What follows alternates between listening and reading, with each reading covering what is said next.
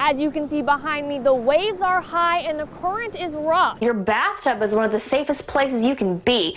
Now make sure you've got plenty of blankets and pillows to protect yourself from falling debris. As a reporter, I do a lot of talking. But today, I did some listening, standing next to this sign saying the state rescinded a waiver they had initially agreed upon. Now the city needs money to pay the contractor for that extra unforeseen work. City officials tell me they typically spray 4 nights a week during the months of April through October. The statistic is startling. Houston County ranking 3rd in the country for personal bankruptcy filings. The law states school districts will have to verify handwriting requirements. My big question was, what about parking? It's already hard enough to park down here without a hotel. Cut from the trunk and toppled over onto its side. The word hectic. That's one way to describe the first day back to class. From Alabama.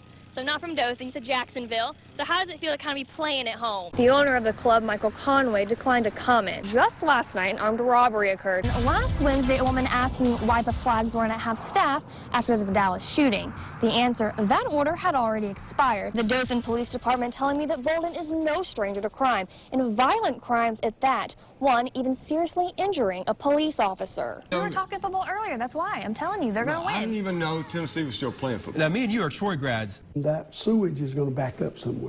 And if you're unlucky, that somewhere could be your yard. One of the major causes of sewer blockages is fats, oils, and grease. Also known as fog. Sort of like plaque in your arteries. That grease can harden, causing pipes to be clogged. Most of the culprits that put a lot of grease in their trap are typically restaurants or other places that prepare food. Places like schools. Anywhere where you have older buildings that didn't have grease traps and with kitchens and all, they have to be installed, and so we're doing that this summer, even though we've really quit using grease because of the school nutrition programs guidelines from the federal government. This order coming from the Environmental Protection Agency. The ordinance now requires that that they have to have what's known as a grease trap, and that grease trap has to be regularly serviced and pumped out to keep that fats, oils, and grease from entering the sewer system and creating blockages. And the cost for these grease traps? It's pretty expensive.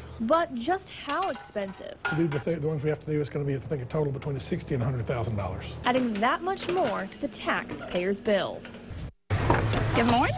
From carpool lines. Hey, Coleman. To breakfast. Is all you're getting is meal? To checking on classrooms. Y'all doing all right? Principals all over Dothan have their plates full. The most stressful thing is making sure that each one of the students are accounted for and that we know how they are going to get home in the afternoon. With the first day of a new school year comes comforting new students. It's okay, Pumpkin. And their parents. All right, parents, y'all are going to be okay. Making sure everyone adjusts to the new routine. The challenges of carpool line is we're still trying to get parents to trust us that we're not going to lose their child. Let them get out of the car and come back in. But not everything always goes as planned. You deal with first day issues in that you go ahead and prepare yourself mentally.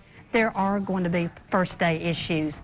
Nothing is going to be perfect. And today was no exception. Teachers, our bells once again are not working. But regardless of the stress and the hard work, when I looked at a bus and I saw little heads, you could only see the top of their head in the bus, and I thought, you know, today is a fresh day to start our educational journey. And to me, that made my day first thing before I even got to school. It's something that's sad, you know, when you go into a classroom and one of your friends is missing because they died in a car crash. It's a tragic scene.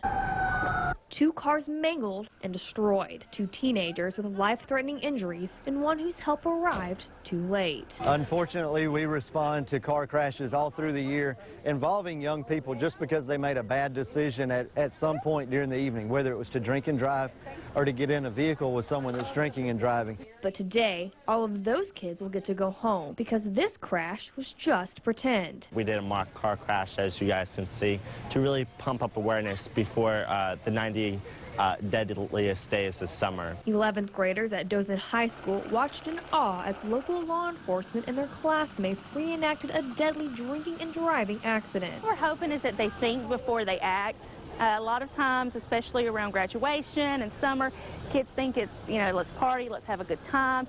And unfortunately, a lot of those times decisions are made that can harm them and cause events like this. And although the crash was staged, For some students, it felt all too real. I don't want to die behind the wheel like they did. It was really bloody and graphic. Making them realize through this mock crash, if they aren't careful, This is what could happen, and you do not want it happening to you. What reason stopped you this morning?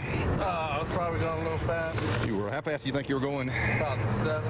80. that is a conversation no driver wants to have. But last year, speeding was the #1 cause of fatal crashes in Alabama. This time last year, we had 94 fatalities statewide.